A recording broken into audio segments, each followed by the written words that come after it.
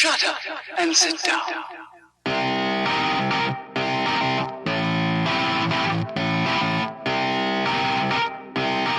Hashtag triathlon, hashtag tri-training, hashtag tri-life, hashtag swimming, hashtag swimmer, hashtag rise and grind.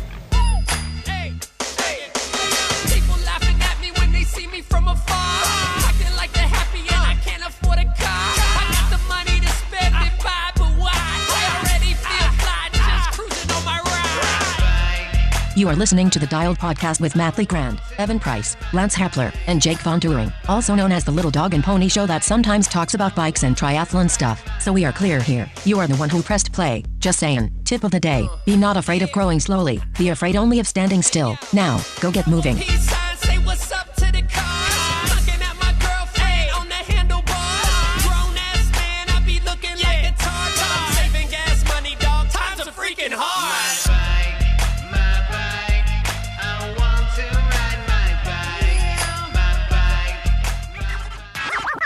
What's up, Trainiacs? Hi, and welcome to the Dial Podcast. I am Jake Von Turing, and today I'm here with Evan Price. Boys, what is everybody drinking today?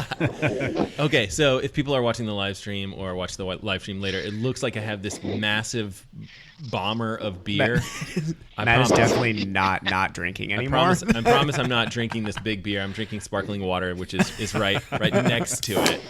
I'll do one of those cracks. Kirkland. Kirkland. Excellent. Good. And the man you were just listening to, Mr. Matt Legrand. What's up, ladies and gentlemen of the internet? How are you guys doing? Pretty good. Well, good. We're doing good. We're doing good. And that would be Lance Hepler on location. Lance. Lance Romance on location. Yes, you are stuck with another subpar recording of my beautiful and soothing voice. So, But this time, no face to the voice. No Yeah. face. no face. No video today. I didn't do my makeup, so I couldn't, have the video up. I'm actually driving back from Utah right now. I know it was in Hawaii last week, but I'm I'm driving back from Utah. I'm in between a little town of Burns, Oregon and Bend, Oregon. So I don't know how good my signal's going to be, but I'm going to try to hang on here as long as I can. Gotcha. And we've got one more person, but I'm going to let Matt Legrand introduce this gentleman. Sure, absolutely. Okay, so a lot of you guys are probably familiar with him. If you guys have listened to this podcast, we've probably talked about Triathlon Taren before. Triathlon Taren is he's kind of one of those people that I think about as someone that's a real influencer in our sport. And in my opinion, he's probably brought more people to the sport of triathlon more than anyone that I can think of or anyone that comes to mind. I'm super pumped. Triathlon Taren of triathlontaren.com, as well as YouTube fame, Triathlon Taren, youtube.com/Triathlon Taren. I think that's right. Is that correct, Taren? Just Taren is good. Oh, is if it? you want to be super casual while I drink some sparkling water. As Also, well. Kirkland water as well? Taren, Okay. what is your last name, by the way? Gazelle, like the animal, which is really ironic because I'm not that fast, but it's a good thing to throw out there. It's very intimidating on a start line, though, to line up next to a gazelle, I'd imagine. Yeah, until they see me move, and then they're like, "All right, I'm not worried." All right. So what we do at this point in time, Taren, is we do a backpedal, and we're going to run through our last week. Let's go ahead and start with Matt. And Sure. Yeah. Matt, I had a pretty mellow week of training. I'm swimming super well right now, which is crazy. I think I may have PR'd in the 50. Did you? 50, so that's a meters pool just in practice. Like From we the do blocks? Like Did you guys go from the blocks? Blocks. Yeah. 30. I didn't break 30, but it was like 30 point or whatever. And I'm like, God, you'd be toasting me right now. Well, I would love Yeah. to. There's some things I'd like to do. But yeah, so swimming's going great. I ran a race yesterday with my wife. I paced her, and she was second overall, which is super cool. What race was that? Was that It's called Shamrock? it was like the Couve Clover race. Couve or Clover, whatever. yeah. Yep. Mm-hmm. And she ran basically like 7:15 pace for 10 miles. Wow. I know. It's good. And I'm glad that I was able to hang on because that was the fear. She's doing great. That would have been a so much better story if she just would have dropped you in the last 5K. She was hurting. I think we went out a little bit too hard. And she was hurting a little bit. But still, second overall was cool. It was good that she did that. And we had a lot of fun too. We just saw a lot of people, and then we had to we actually had a babysitter. So this was like a total running date. Like we had our 3 kids at home with a babysitter, just the 2 of us out there running a race. It was super fun. And then we had to hustle right from there to go to like kids soccer. So it was great. Nice. All right. Lance, backpedal for us, bud. Oh, well, I'm going to have a whole bunch of jealousy from the group, especially if we've got all these triathletes on the line and listening today, because I spent last week on the Big Island of Hawaii and got to ride a bunch of really cool spots. So it was pretty phenomenal. Everybody needs to go onto your Facebook, Lance, because I'll tell you, I've been living so vicariously through you the last like 6 days. So vicariously through you. There's some decent photos on there of some of the cool stuff I've been able to do this last week. It's been pretty cool, that's for sure. Gotcha. You are in the middle of nowhere right now, aren't you? You're breaking up a little bit there. One of the coolest rides I did was on the Big Okay, Hawaii. Lance, we're not really getting a good connection with you, buddy. Are you in a bad spot? In and out. Yeah. Right, it's either that or he's just talking real slow. Maybe this is when you have a pod. I gotta get to the top of this hill. Lance, call us back when you get some service. So, Taren, backpedal for us. How was your last week, man? Last week was fantastic because I barely did anything after half Ironman Puerto Rico. My longest workout was about 50 minutes, and it was the best week ever. That sounds awesome. If they could all be recovery weeks, I would really be into training for triathlon. Oh yeah. How much good food did you eat? Like what's your like post race went well 2 days after? What meal are you having, Taren? Well, being in Puerto Rico, somebody said you got to have mofongo. And mofongo is like deep fried smashed plantains. And that sounds so good. Binged on mofongo. It was 3 days in a row that I had stuffed mofongo and like chicken fried mofongo. Like, oh my gosh. It was like that scene in Forrest Gump where the guy is rattling off all the different ways of shrimp. And I was like, well, there are so many different ways to make mofongo, Kim. So, Taren, do you want to talk about the race at all? Yeah, I was going to ask you, but let's just go for it. We were talking before the podcast. We were like, wow, he had a great race. Like, we were super excited for you. Not that I was not expecting you to have a good race, Taren, but I looked at those times very impressed. Like, very, very impressed from that race. Thanks. I mean, the swim went well. The bike went well. The run, I don't know if they call that a run course in Puerto Rico, but it's not a running race course. Like, we ran on it, but there are so many hills, and I think it was 28 degrees Celsius, so somewhere around 86 Fahrenheit. Oh God. And there was 633 meters of elevation change. Oh my gosh. And like, there were 2 hills that in the, 1, 2, 3, 4, 8 times that I went either up or down the hills, I saw one person other than me running it. They were so intense. Yeah. So the run did not, I don't know. I think I'm still battling these demons of, was it a good run or wasn't it a good run? Because it was slower than a time that I wanted. Right. But I think given the conditions, it might have been like relatively a decent run. Yeah. Yeah. And it's like, you kind of have to throw out the times, you throw them out the window when you have a course like that and it's that hot. The other side of it is you're from Winnipeg, right? Is it warm up there? It's not 80 something degrees. It's not, I mean, this is unbelievable that you were able to probably, I don't know how many times you biked outside in Winnipeg, but I'm guessing it was like a handful or less. And you do that and then you go have, it's just it was less than one. Less than one. It's like, how do you do that? Like, you had all this and then you had a great bike split. Like, your bike split was one of the top splits of the entire race. Yeah. Yeah, I think that I went to the head mechanic from Ventum the day before and asked him to tune up my bike, and he might have put a motor inside of it. There you go. Good. Yeah. I don't know, because I hopped on the bike and I was like, we'll try to hold some comfortable watts, and it just ended up being a really, it was like a biker's bike course where if you knew how to, as Cam Worf calls it, like work the road, You could really carry a lot of speed. But if you didn't know how to work the road and you don't have a lot of comfort in wind, you get knocked around a little bit. But I was just like, oh man, this is great. Good road surface, like long open stretches with slight curves. So it just breaks it up mentally. I really like that bike course. So are you doing a lot of your training on indoor? I mean, obviously you're doing a lot of your training indoor. So is it Zwift and things like that? Yeah, pretty much exclusively Zwift. Over the winter, I did do a fair bit of fat biking actually when I was in like the base building part of the season. So I was outside at least once a week for the 2 to 3 hour ride just to build a base of fitness. But then once things started getting serious and trying to get like specific race intervals for longer stretches, it was just all Zwift. Yeah, I was watching one of your videos, and I did catch, this is Jake, by the way. I'm not the triathlete of the group, so I'm probably just going to be doing a lot of listening today, but I did see you on the fat bike, and I'm like, you know what? That is awesome. And for the sheer fact that it's getting a triathlete on a different bike, kind of changing things up a little bit, but the bike handling that comes from that is fantastic. So it's awesome to see you trying different things or implementing different things based on where you live to help you with your race preparation. Good stuff. Mm-hmm. And Taren, absolutely.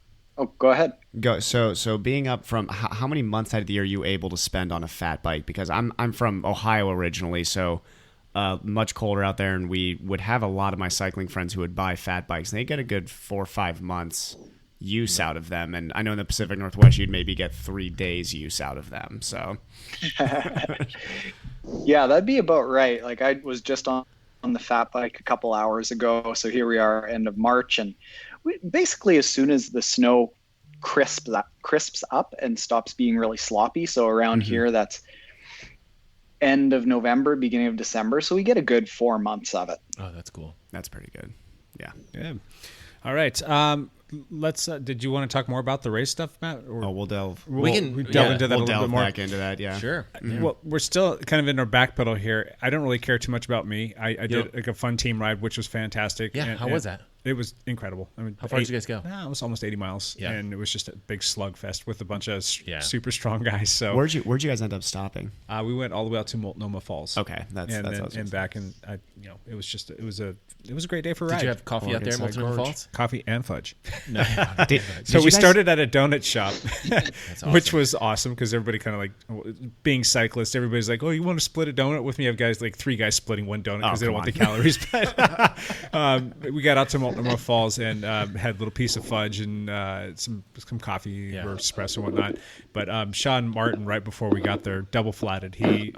We were coming in, and there's a lot of traffic always there, and we were following a car in, and he didn't see these like bits of rock on the road. It was like shrapnel rock, like really sharp. He double flatted right as we got there. So the poor guy, the whole time that we're there enjoying our coffee and whatnot, he's changing flat tires. So I went up and I bought him a coffee, and I bought him a cookie about the size of his head. So that was pretty fun to watch. I always wonder if it's like the coffee that they have there, or if it's like you're 40 miles into a bike ride, and I'm like, this is the best coffee of my life. Their coffee is good. Is it? It is really good. Is it, or is it that you're 40 miles into the bike ride? Both. Have you ever been there when you haven't been 40 miles into a bike ride? I have not. No, I have not, to be completely honest with you. Yep. So yeah, it was a great week of riding and a lot of other stuff that we don't need to hear about. I'm kind of curious to talk about the insane person sitting to my right by the name of Evan Price. Oh no! I didn't have Taren's week sounds so much more fun than mine, though. I really think that we should. I didn't have a chance to really catch up on Strava until last night, and I'm scrolling through and going, oh my God, he did this, and he followed up with that, and then I get to the next and I'm like, holy crap, he did this 2 days in a row. Evan, enlighten us. How was your week, buddy? It was. As I was telling Matt on my walk into here, I'm pretty tired right now. More physically, I actually feel fine, to be completely honest. I'm probably more mentally tired right now, I would say. The last 2 weeks, my goal was in 15 days, I wanted to get 2 separate 7-day blocks that were going to average close to 30 hours. So it was going to be like a 27, 28 hour week the first week, and then 32 this week. Oh man! With 1 day in between, that was like nothing. Like literally, I spun on the bike for 30 minutes last Monday. And just for those other people that don't realize, like you do work also as a physical therapist. Yeah. And that's more than, that's what, 40, 50 hours a week? 50 usually. 50-ish? Yeah. I don't know how you fit that in. Like, there's just not that many hours in the day. I've gotten really efficient in my evenings during the week, I would say. Yeah. But, it was... And Saturday and Sunday have just become like big training days then. So the last 2 days I went on, I was going to do the Multnomah ride with you guys, but my timing wise through the day, I like had to be done at a certain time. So I was lucky enough that Dustin's back in town now. We have a friend, Taren, who is a track cyclist and a very good one. So Taren, you being a triathlete, also know that the scariest person for a triathlete to ride with on the bicycle would be a track cyclist. So I like to train with Dustin quite a bit, actually. But he's back in town from Hawaii and was ready to, hammer and wanted to ride hard. So I did about 70 miles with Alan, David, and Dustin, and we hammered on and off the whole time. Luckily, I was able to take Dustin out to some hills so I could be the one leading and not having to chase him on the flats all day. Yeah. But I felt really that was the first day. I know we had talked about I wanted to gain some confidence back on the bike. That was the first day I felt like I'm back to better fitness than I've been in before. And then jumped off and ran a long way. How far did you go? It was like 15 miles almost. Really? Yeah. How'd that feel? Great. Did you drop the pace down at all? I was holding 7s and then decided I was like, that's too quick. I just need to slow down because there was no reason for me to hold that. Swam after that. Tried not to move much that evening. Woke up, did a trainer century again. Another. I know. Oh my gosh. I know. I did another one of them. That was Trainer centuries are like it was terrible. Mentally exhausting. Yeah. That was like physically felt fine. Mentally, that was awful. I really did not need to do that again. But jumped off, ran roughly a half marathon. I think it was a little bit less. Did you do that one faster or kind of same pace?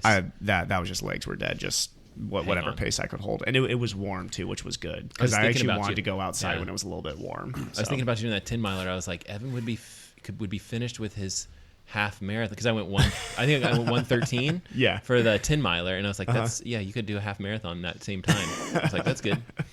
So. But yeah, that was basically the weekend. You're insane. And now I'm here. Yeah, I'm surprised you're not over there curled up in a ball sleeping. This is also why, yes, I'm much more interested in Taren's week than I am my week. So. And you're not even crying, Evan. I don't even see. On the inside. On the inside, there was some crying Sunday on the inside. Yeah. All right, let's jump into our topics for today. Matt, again, I'm going to let you guide the show today, so it's kind of a Matisode almost. Yeah, have at it. Well, definitely. The two things that I wanted to talk about were, post-race recovery, mostly because it's great to have Taren's input on that. And all of us are going to be facing some of our first races of the season and things like that. And I think the post-race recovery is a super interesting topic. And then the other topic that I feel like we definitely beat the, dead horse on this one, which is like, how do we get more people into our sport? Mm-hmm. And so we can tackle, those in whichever order you guys are interested in doing. But I almost think that maybe we should start with kind of post-race recovery, just because we were just kind of talking about our weeks. And Taren, you mentioned that you had done, no workout over 50 minutes. How else are you recovering from that half Ironman race? You know what?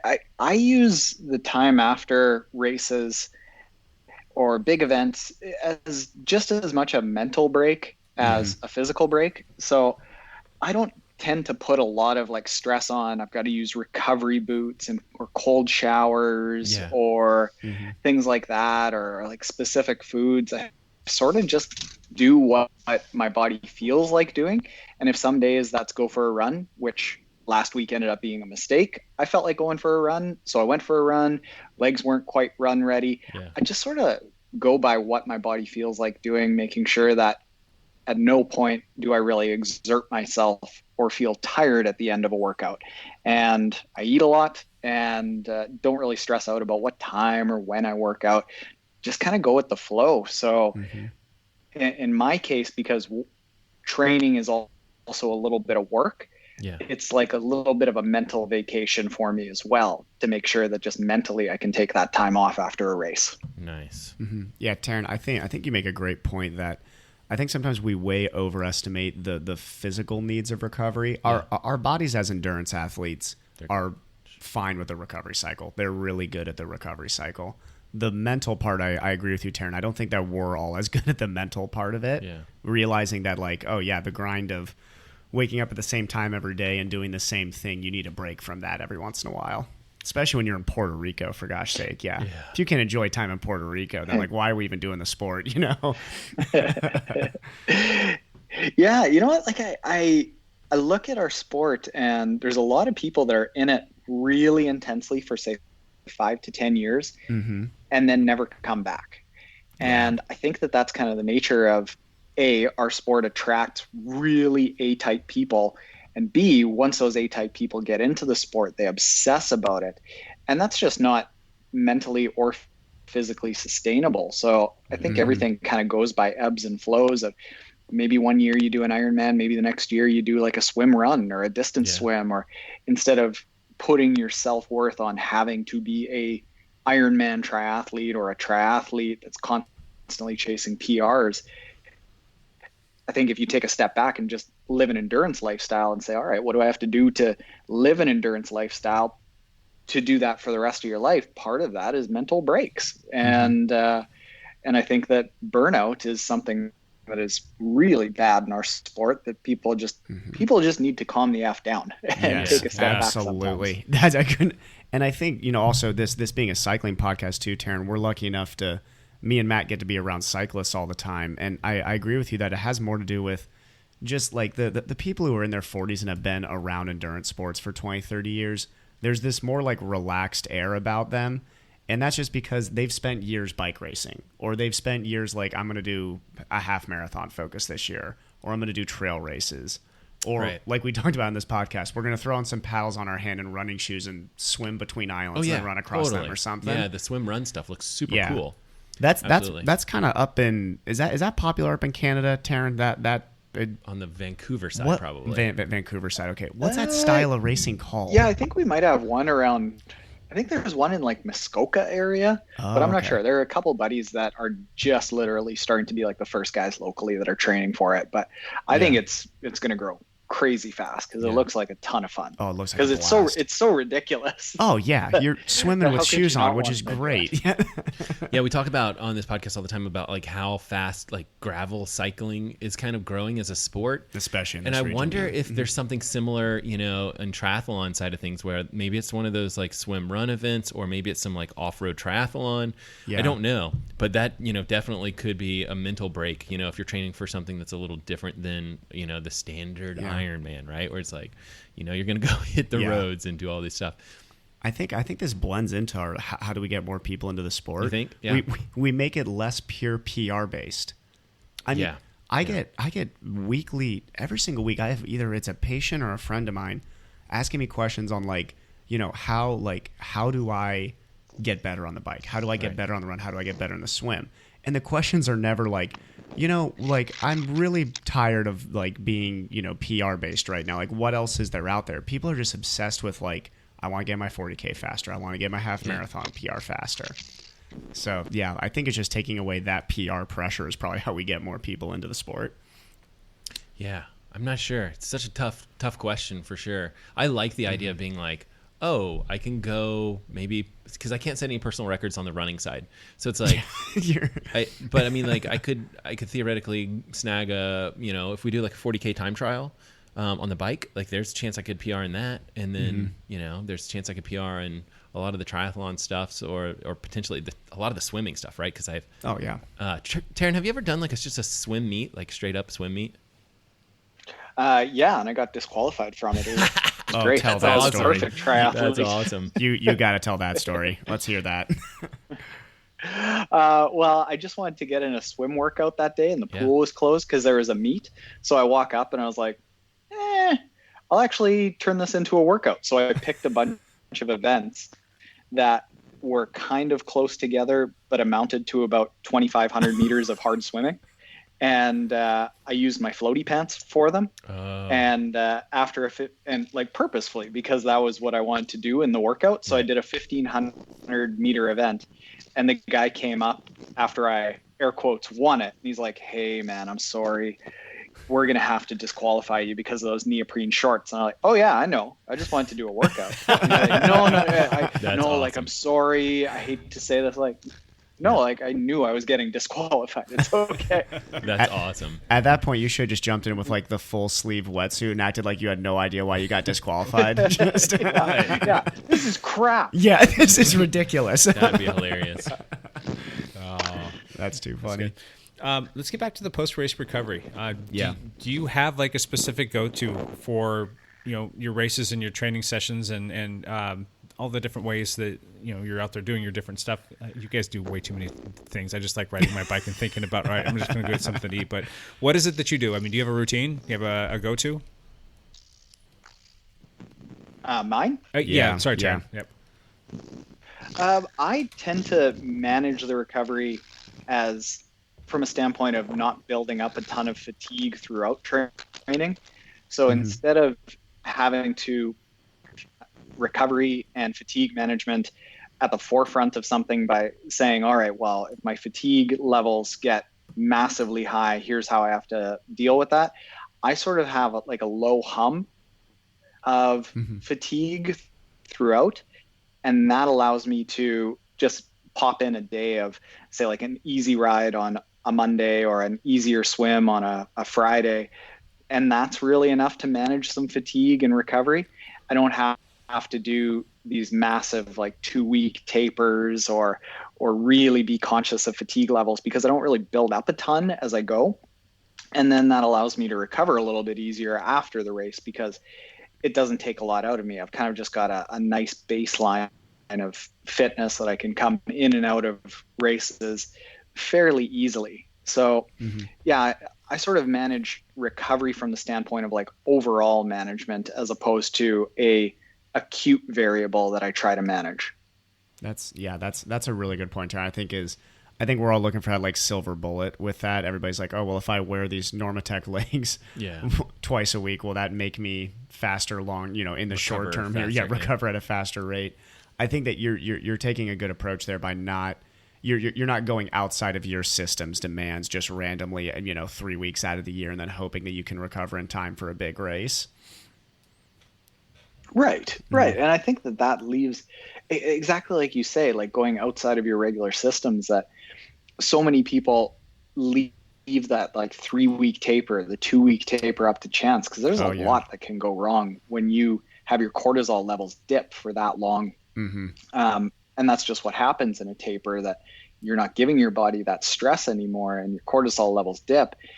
And if you're doing that for 3 weeks, there's a hell of a lot that can go wrong. I could probably get away with a 3-day taper, a 2-day taper for a half Ironman and be perfectly fine. What I'm giving up is a little bit of like that peak top 2% in the field kind of fitness. But I think it allows me to potentially get to that top 2% in the field. It might just take me longer. It might take me a few years instead of peaking for like 1 year that I blew my brains out. Yeah.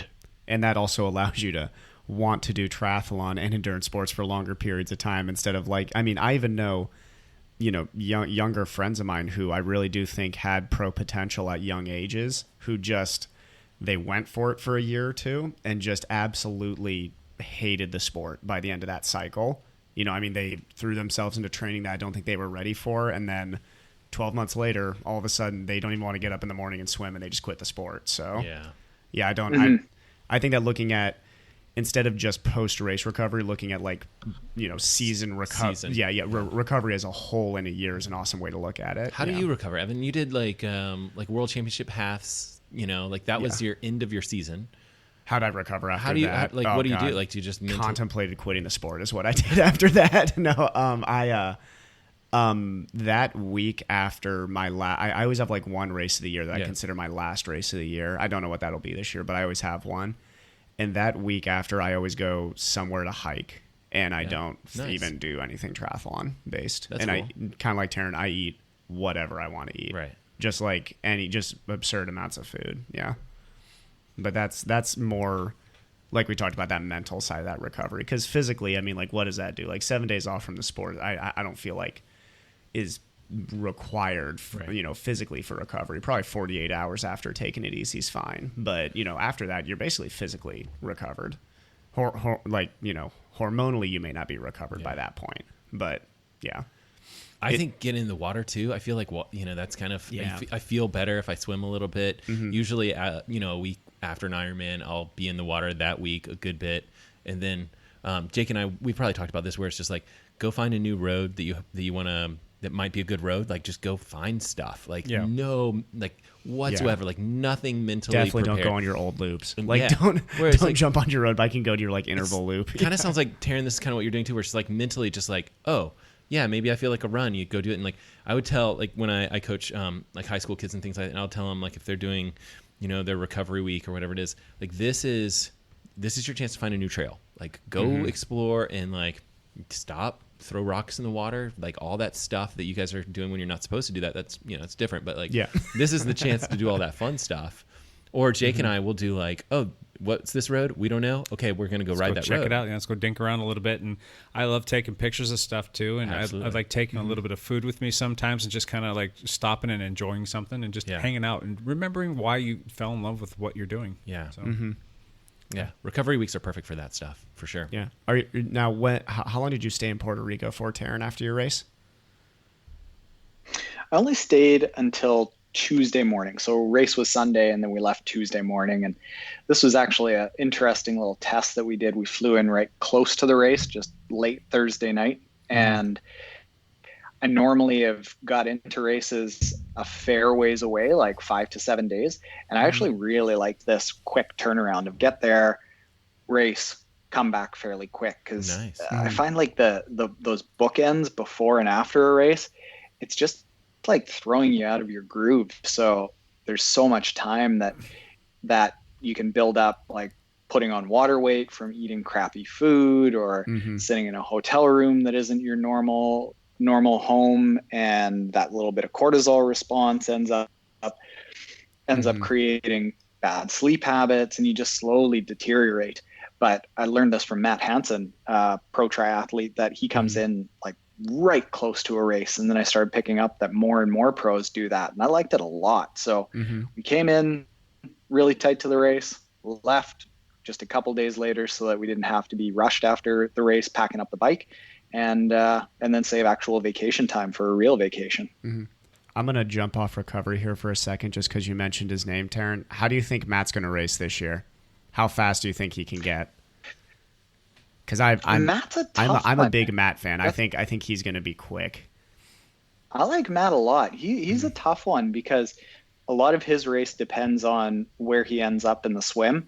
He's not a natural swimmer. Right. So if he ends up getting on fast feet, it could be a real fast race, and like he could get into that front, air quotes, non-drafting, legal drafting pack. But if he has a bad swim, that could be his entire race there. Like he's so run dominant that sort of unpredictable to know where he's going to go. Yeah. I mean, he's basically capped out as much run speed as he can possibly get out of. I mean, he's a guy capable of going under 110. Oh yeah. They're not. Like, as a sport, it's not getting much faster than that. There's no way. Know. I mean, Jan went 106. That's as fast as a human being's going to go in a half Ironman. That was unusual for sure. 20 years from now, somebody will listen to that and be like, oh, well, now they're going 102. But there's no way. Like, you're only going to be so far under 110. Yeah. It's definitely a cool part of the sport to see, like, these crazy numbers like 106 being thrown out. God, yeah. But he's one of those runners that's capable of going that kind of speed for sure. But it's interesting to see. Yeah, we always kind of talk about the swim being the least important part of the race, but because of positioning, it ends up being important for him. I wonder how his swimming is going. So we'll find out. Yeah. We'll find out soon enough. He's probably racing Texas, right? I think Taren. Do you know off the top? I think he's going to be at Galveston. I think 73. We'll find out. Yeah, I'm pretty sure. I'm not sure. I know he's spending a lot of time in a sauna, so I imagine that he's gearing up for something that is going to be fairly hot coming up soon. That's got to be it then. Yeah. You know who has not been spending any time in a sauna? Me. So I'm going to be in trouble. Taren, what else do you have on your calendar for 2019? Well, right now today is the first day of a fun little project. I'm doing my first full distance race being Challenge Roth in the beginning of July. And the fun part about this is that I enlisted the consultation of Dan Plews, who won the amateur division of Kona last year. Yeah. And super interesting guy, broke the course record. And he jokes that he has been published in, I think, 24 papers, cited in hundreds of studies. He's coached 3 pro triathletes to sub 8-hour Ironmans. Yeah. And all people want to talk about is Kona. So the interesting thing about him is that he really supports a low carb, high fat approach. And just for kind of interest's sake, because I've done my blood testing and I know that my resting blood or my fasting blood glucose levels are quite high. I'm sort of on the borderline of pre-diabetic, which indicates that I cannot process a lot of fat. So we're going to go through 3 months of a Dan Plews protocol, and we're going to do a bunch of testing and see if we can increase my fat oxidation and see how my first full Ironman race goes, if the body holds up, and if I can look good in a Speedo. Yeah, burning off all that fat. We'll see. 9-10 hours is a long time to look good in a Speedo, so that's going to take some work. A lot of posing. Oh. A lot of butt clenches. Yes, a lot of glute squeezes. Yeah. Taren, I think our blood is similar, which is that's not a good thing. But I do think, I'm wondering if you'll actually feel better also, if your blood glucose levels are a little bit lower, kind of even after like a little bit of fasting, like morning glucose levels. But, if you can keep an eye on that stuff for the next 3 months, I'm really excited to kind of watch the progress and how you handle it. I know it's going to be stressful just because diet changes like that are tricky. But I'm really intrigued to see how first your blood responds and things like that, which will be easy to kind of track, but also just kind of how your mood and how you feel as that process goes through. Yeah, but like overall, I'm really intrigued by the science of it, and I should probably put the caveat to anyone listening that this is not keto that we're talking about. Right. Keto is a very dangerous thing for endurance athletes to do. It's a lower carb approach and more fat-based approach, and I would probably argue that it's more of an appropriate level of carbs, which is like quarters, fractions of what the normal dietary guidelines are. But there are so many benefits to it, like not just from a performance standpoint, but as endurance athletes, whether we're cyclists or swimmers, we spend hours and hours with no blood in our stomach. Meanwhile, we're putting this massive inflammatory response with carbs into our stomach at a time that it's not really ready to handle it. So like I do notice certain things like skin irritations or stomach discomfort just from the nature of what we do. And if I can get rid of that from a longevity standpoint, like I'm pumped, even if it makes me 1% faster, like from a longevity standpoint, right? That's enough for me to be really intrigued by it. Yeah, that's the other thing. It's like we're always thinking about like, how's this gonna make us faster? How's this gonna make us faster? What about actually being healthier? Like, what about actually living longer? Easy there, yeah. Whoa, that's crazy talk, right? Like, I know personally, like that's one of the things that we've talked a lot about on this podcast is basically intermittent fasting and things like that. And it's not, I mean, yeah, performance is there and things like that, but like I'm almost more like excited about the actual health benefits of it. Oh yeah. Being able to continue doing what we do for longer periods of time and being on this planet, being healthier and happier. That's a big benefit. Yeah. Taren, have you experimented with some of the intermittent fasting? Is that kind of something that you've taken on? Yeah, quite a bit. It's a little bit hard when you start doing like double workouts a day. Yep. But I'll pretty much always every day have a 12-hour fast. Right. And when you start looking at endurance athletes, 12 hours has actually a similar benefit to 14, 16-hour fasts for the average sedentary person. So 12 hours is around what I do just about every single day. And I think part of what I'm going to get to, and this is a multi-step process, once I get to a point of regularly having blood glucose levels that are lower, I'll then intermittently have like one day that is like called a keto fast. And this is kind of like spins on fasting, where there's a lot of science that's showing that like multiple day water fasts have just as many downsides as they have upsides, but you can get a lot of the upsides without the downsides by, say, a fast mimicking diet over the course of 5 days, or just a once a week, say 18-hour fast, and then primarily plant-based protein single meal in a day. Now you've got to manage that with all of your training, and you've got to be metabolically prepared for it. Right.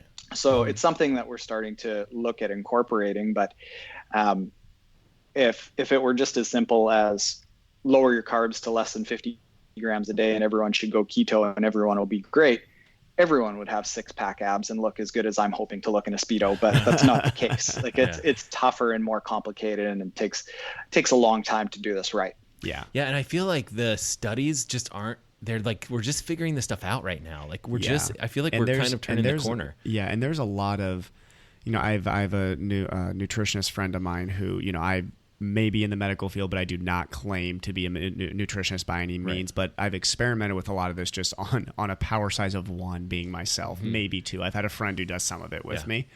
But I've talked about on this podcast before, when I was much younger, I would do fasted 7 or 8 hour training days. So it would be a 12-hour fast, but it would be 8 hours of training in there. And I've actually kind of started to get away from those a little bit.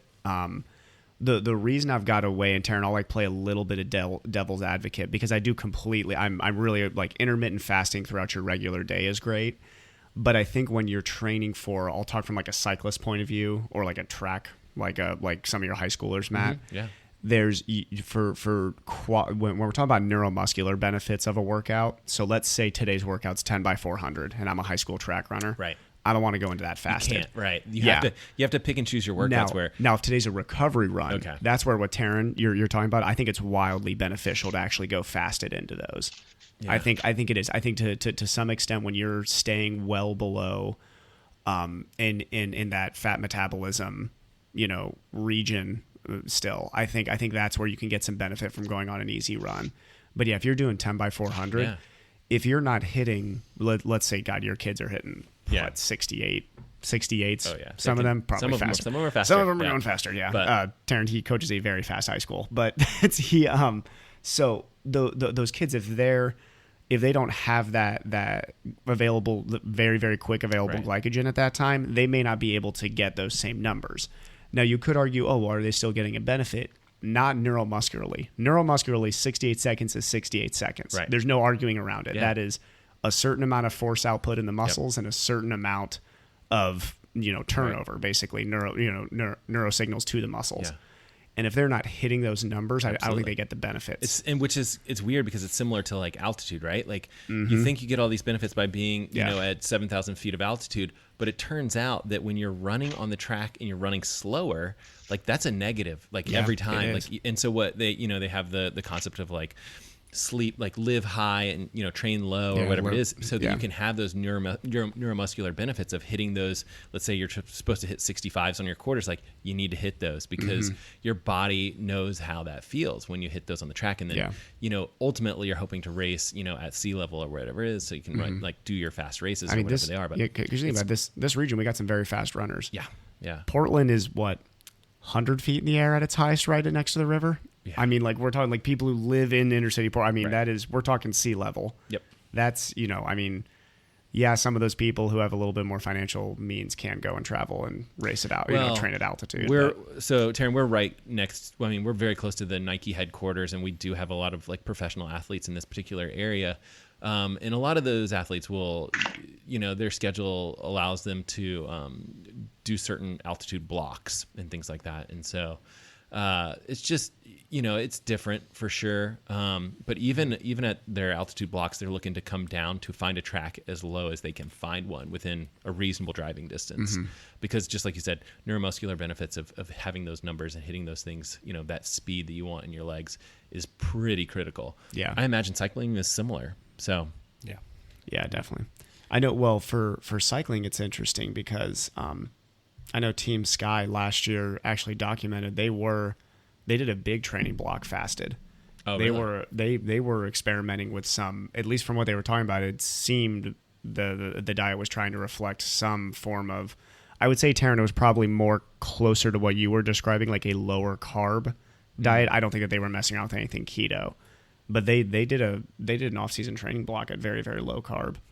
Interesting. Yeah. That must have been very difficult. I heard about that from Sebastian Weber.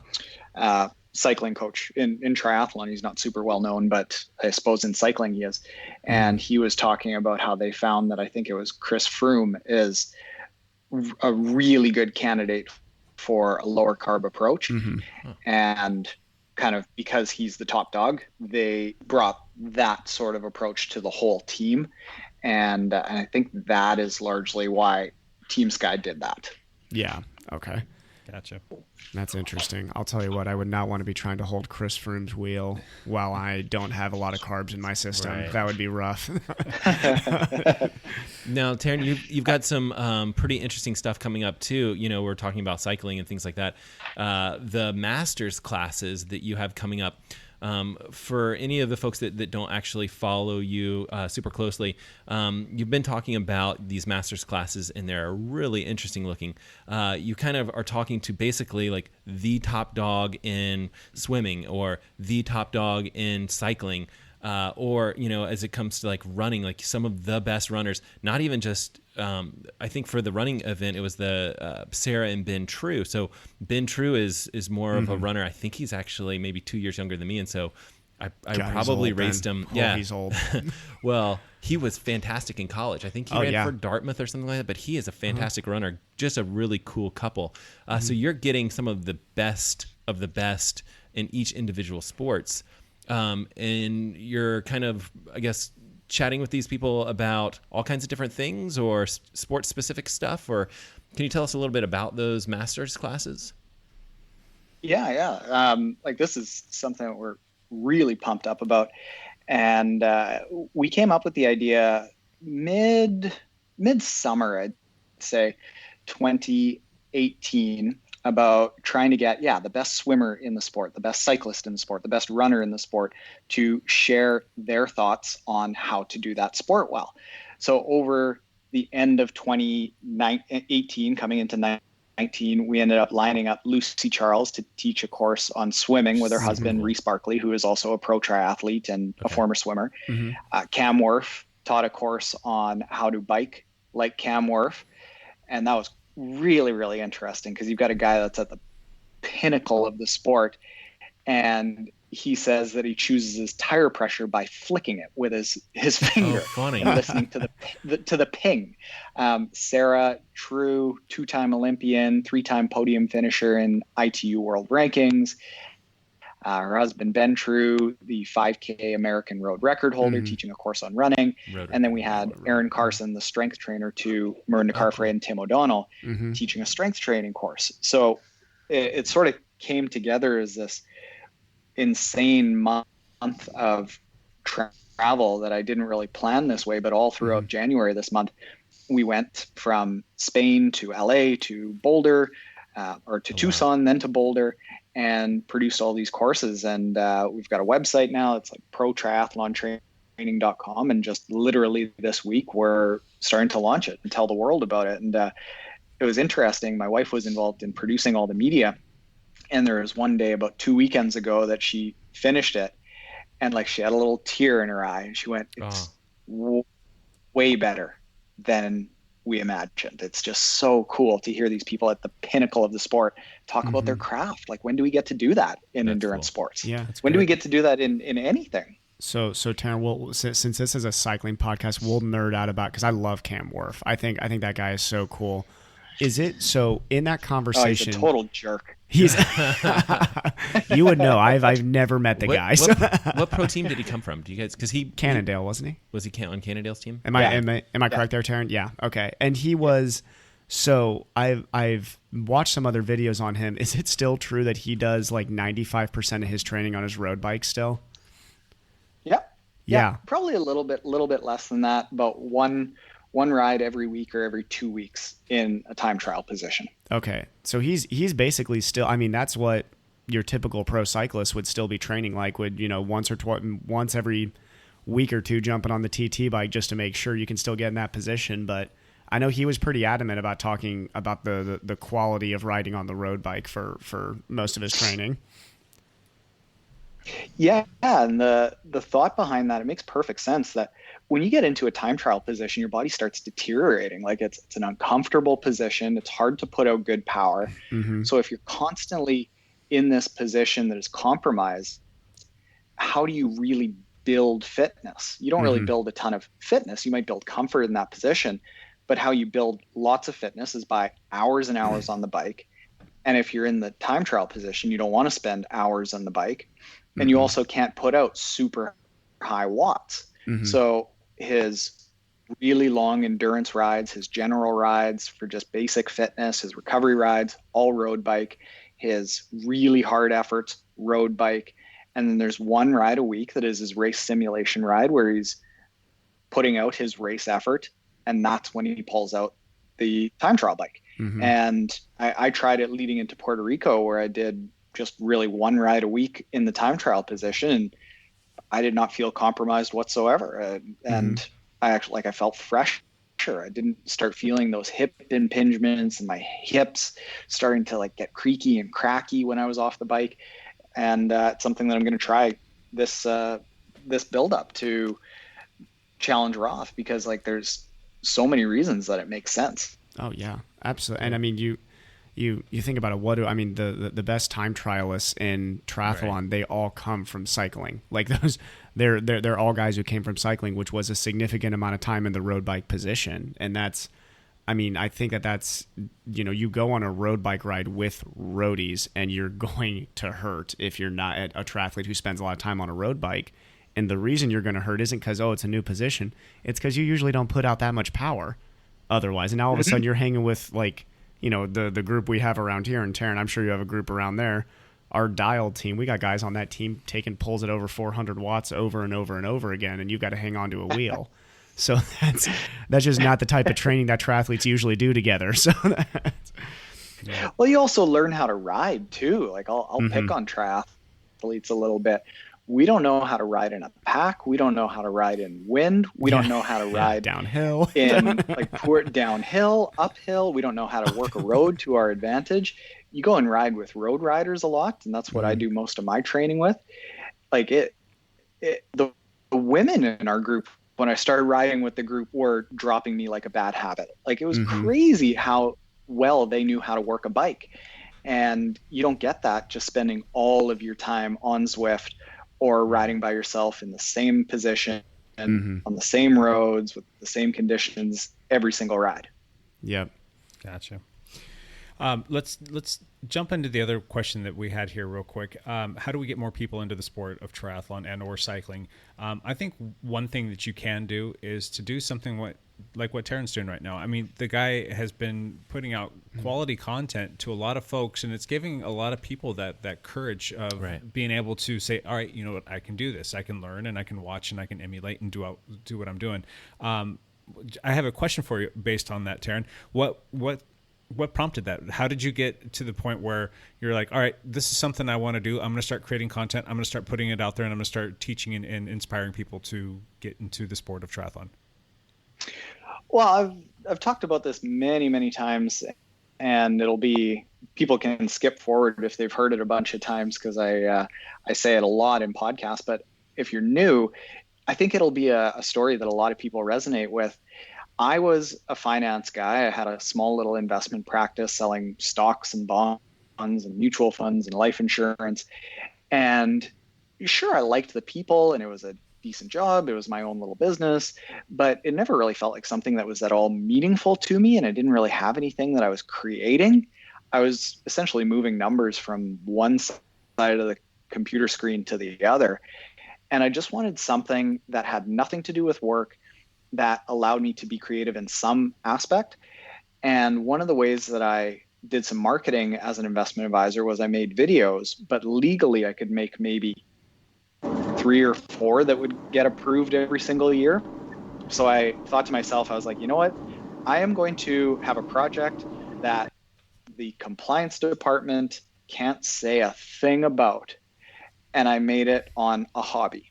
So I got to have that creative outlet of making some videos and learning how to make videos a little bit better. And what I was happiest doing every single week was that group road ride. So I thought, all right, well, I like doing triathlon. I'll start doing content on triathlon. And that's how it all started. That is super cool. I've been doing a few videos as well on YouTube. and I put out about a video a week for this past year, and it is so hard. You do a video every day. It is you're absolutely killing it as far as like just the amount of content that you're producing. I'm super impressed with it, and I think it's really helpful for a lot of triathletes to have access to that much information. I've got good help. I've got, interestingly, if you might have heard somebody opening and closing the door, that was my video editor, Mel, giving me a fresh set of batteries for the podcasting setup here because they died. Nice. She helps out a lot, and she makes pretty much all the videos. My wife does a lot of the podcasts. And one of the things that I didn't really realize is when you're doing a video every day, you get pretty damn efficient at it. Yeah. When it was only, say, 2 a week, we were like, well, we don't really have a system for it. What are we doing? Yeah. But start doing one every day, it's like clockwork. You just start working through all the bugs of how do we make this more efficient? What's a better mic so that we don't have to correct the mic levels? What are the best camera settings that we can quickly adjust from slow motion to regular motion? What's the best gear? Like, we just start plucking out all the little efficiencies that we can. And in a pinch now, like, we could do, I want to say, we used to, when I first started, it would take me about 6 to 8 hours to do every single video, even the easy ones. I did the Puerto Rico video in, I think, 2 hours, and that probably would have taken me 4 days. 3 years ago. I saw that you had to edit that one yourself, just because internet connections were rough. But the video turned out great. You guys had tons of. I liked it. Yeah. Yeah, you had actually a lot of good camera angles, and I mean, I don't know how you got all that footage, but it turned out really well. That was all my wife. Every last frame, it was my wife. So what we do with those? Was she on a motorcycle? There was some pretty crazy shots. Yeah, she was on a motorcycle. So what we do with all those literally races, she was on a motorcycle. Yes. we pick spots, and like we pre-plan the shoot so that we can figure out, all right, how do we get the most different angles so it looks like we've got 20 people there, even though it's just one camera and maybe a GoPro. Yeah. And we did that the day before, and she got on the moto and found me on the moto. It was super cool to be like, just when I think it was like 40K into the bike when things just start hurting, and I heard the moto coming. I'm like, oh, I hope that's her. That's cool. And that was super neat. Well, congratulations on a really amazing video. That turned out fantastic. I know you have a lot of good race and good video. Great, yeah, absolutely. That must have felt good to at least get both right, because if you do like had a great video, race wasn't great, you kind of come out feeling 50-50. Good stuff. No, the race is always more important. The video is just like kind of a fun bonus to look back on. Mm-hmm. Yeah, good. Real quick, have you seen Matt's channel before? Have you ever checked out any of his videos? Matt Legrand? I have to admit, I haven't. Besides, well, so I have like over 60 subscribers. Cool. Oh, come on! You've got like over 300 now. You're coming around, so sure. But I do want to congratulate Taren, because he just crossed over 60,000 subscribers. Congratulations, Taren! That's really cool. It's really neat that many people are, following, and that you're inspiring that many triathletes to get into the sport or continue in the sport. From one YouTube expert to another. Well, thanks. But like, I find it like it's funny, it's surreal that I remember when I had 60 subscribers, and like it probably took me, I want to say it was like 100 videos before I even crossed 100 subscribers. And a friend was telling me when I was doing like video number 60, she was like, oh, you could become YouTube famous. And here I was, nobody was watching my videos. And I'm like, that's never going to happen. Crystal, don't be an idiot. I love the lower numbers, because you actually I feel like the people you're talking to, and I felt like the first 100 were really hard to get, and it's just like, this is cool. It's like this part of the struggle or whatever it is. And then, the numbers pick up or whatever, but you can kind of connect with people pretty easily. I think I was one of the top 50. Does that mean I get like a T-shirt if you get over 100,000 at some point? I have stickers for you. Do I get a free mug? Okay. Well, I can say this. I am, again, not the triathlon guy here, but when I do watch Matt's videos, he does inspire me to want to dabble in that. And Does it? a little bit. I have to be honest. Oh, don't do it. Don't do it. Man. It's a black hole. Yeah. Just bike. Just I've got bike. too many broken parts and pieces on me, though, to even consider doing that. But you should check it out one day, because Matt puts out some really quality stuff. And I'm not saying that just because he's sitting here to my left. And He has he's to. I I have to pay you. Exactly. The earning money's coming under the table I right now. think you would be honestly surprised at how good of a video he's putting out. It's just a matter of time before Matt really starts to take off and blossom on the old YouTubes. So cool. Let's jump into one last thing, guys. Unless you have anything else you want to run through, Taren, is there any other little things that you'd like to kind of throw out there? Any little plugs before we jump into one last thing? No, I turned that into a 5-minute plug about the Pro Triathlon Training Masterclass. So No, I love that. I'm gonna Yeah. step back. We should. Did you see how I did that there? That was a little plug there. Awesome. Yeah. The website But no, again for no, that no. is Thank you guys. the website again for that is protriathlontraining.com. Is that correct? Yeah. Yeah, that's what I wrote down. And we'll put that. And I will. Okay, I am gonna shamelessly plug this. We've got right now up until the end of April, 20% off anything. Ooh, cool. If people use the code PTT Launch 20. So like Pro Triathlon Training Launch 20. Okay, cool. Well, we'll definitely leave like a it. link to the website in our show notes, as well as we do a fair amount of stuff through Facebook and things like that we'll try to make sure that we have the links on for that. Yeah, we've got a budding triathlon team and triathlon community here on the whole that's doing really well. So I'm sure that there's going to be quite a few people who listen to this that are going to be excited to hear that. Yeah, good. All right, one last thing, Evan. I'll probably use this one to talk about my first race of the year is fast approaching, like way too fast now that I look at the date. I'll be racing in Galveston 73, April 7th, I think is that race. And then the second week in May, I will be doing Chattanooga 73.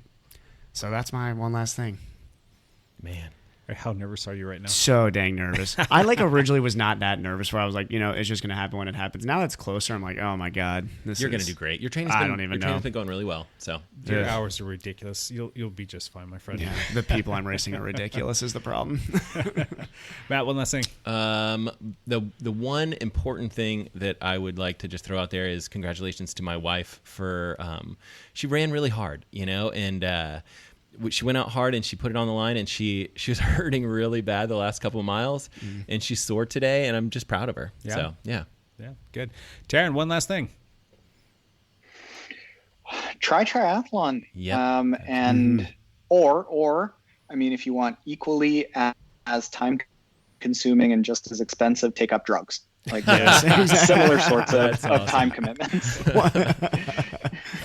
That's basically on the surface the same idea. Yeah. So, Mr. Jake, one last thing. What do you have for us? I just wanted to thank Taren for being on the show. I mean, I'm not the triathlon guy here, but I did take some time to go and watch some of your videos. Very well done. And Matt and I have been dabbling in this, and Matt's already well into the whole process of creating his own content, putting it out there, and having that creative outlet has been great, and it's something that I've been dabbling with, and I'm building up content, but I have to make the time. I got to make this happen because it's something that I want to be doing as well. And if it's for nobody else but other than myself, maybe a few friends, and it's good for the team or something like that, that's fine too. I don't need to be giant and whatnot, but it's been an inspiration to be around Matt and watch this, and to watch Taren's videos, and I'm gonna just say that I'm inspired to kind of kick it into the next gear and hopefully start putting out some I'm more excited for you too. I can't wait for you to start posting stuff. Yeah, I mean, I meant to get after this last summer, but getting hit by a car and put in the hospital for some time and having all kinds of broken bones and surgeries. And your ankle. So we're coming out of that funk and that fog, and I want to be able to do that stuff as well. So I think that's it, guys. Taren, thank you. Taren, thanks so much for coming on the show. Thank you very much, Taren. We will be tuning in. I'm excited to see your content here coming up. Thanks for having me, guys. This is a lot of fun. Yep, and again, you can check out Taren at his website, the Triathlon Taren, that's TAREN.com, for more information, and then his new website that's coming out very soon, protriathlontraining.com as well. Matt, where else can you see him? YouTube? Definitely. You can follow him on the daily on YouTube, which is really cool. Yeah. Taren, yeah. Thanks so much. So, and if you guys have any questions for us, or if you would like to connect with us, you can check us out at Dial Podcast on Facebook and Instagram, and email any of us our first names at dialpodcast.com. On that note, thank you for listening, and we will catch you guys next time. Bye for now.